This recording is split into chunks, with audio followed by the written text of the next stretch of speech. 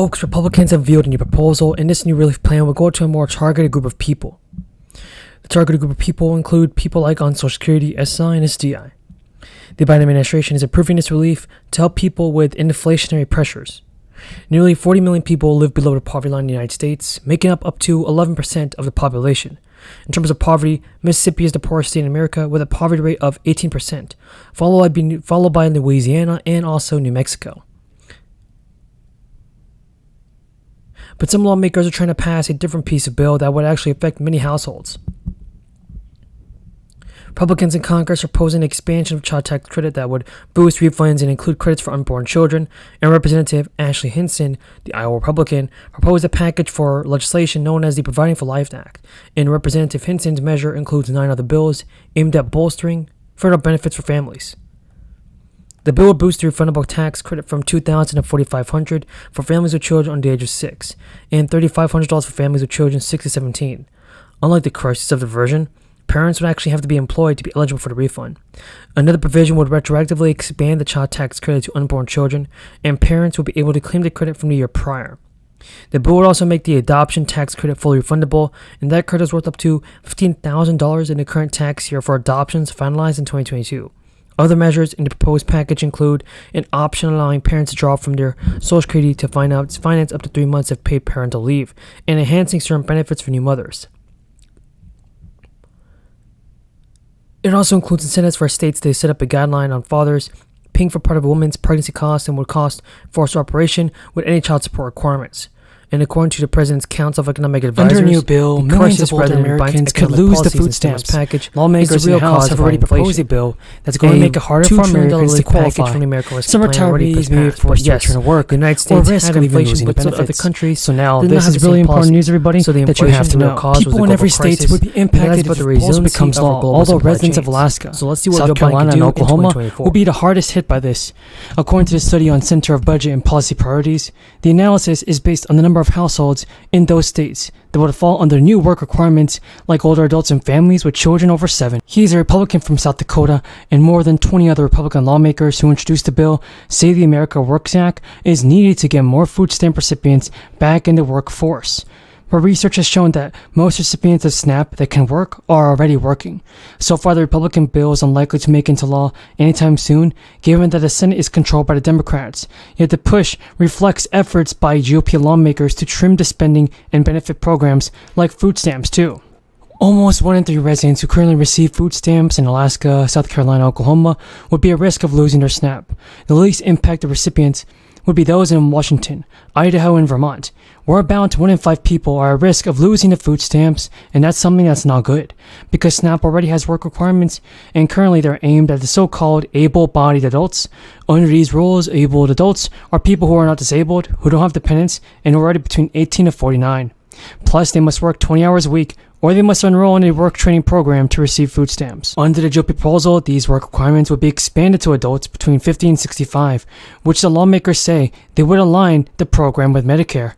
About 4 million children between 7 to 18 who live in households receiving food stamps could be at risk of losing the food aid, and 3 million adults with children or dependents could lose their benefits too, while another 2 million people between 50 to 64 who don't have dependents could lose access to food stamps. Many Americans are familiar with a 30% rule, which dictates that housing costs should never eat up more than 30% of your household. But it turns out the old rule of thumb has become unattainable for those that reside in an apartment these days. For the first time ever, American renters are spending that astronomical percentage or more. Moody's Analytics calls it a rent burden. Meanwhile, high mortgage rates have prevented Americans from making the leap from renter to homeowner. That in turn has meant a much shorter rental unit shortage, moving landlords to raise prices. This could spell disaster for more than 5 million households that are already behind the rent, owing an average of $2,000 in some areas. But according to Yahoo News, they own an estimated $11 billion in total rent debt. In some states, residents are already paying a little over a third of the salary on rent alone. In Massachusetts, Florida, New York, Americans spend over 30% of their income, respectively, on rent.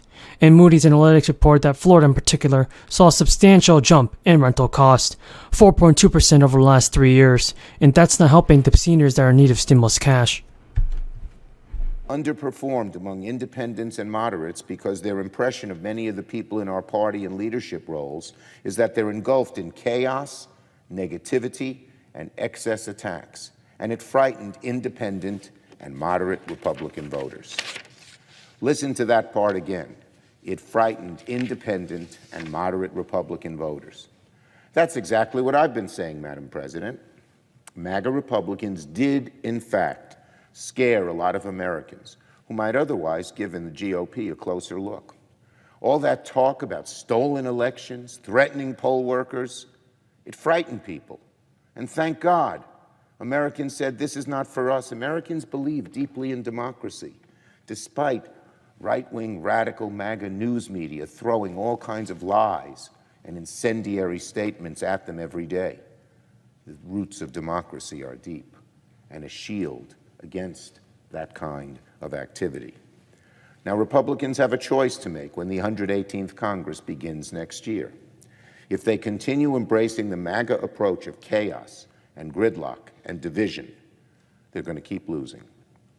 I earnestly hope that Republicans realize it's better for them and, of course, for the country to cure themselves of this MAGA sickness as quickly as they can.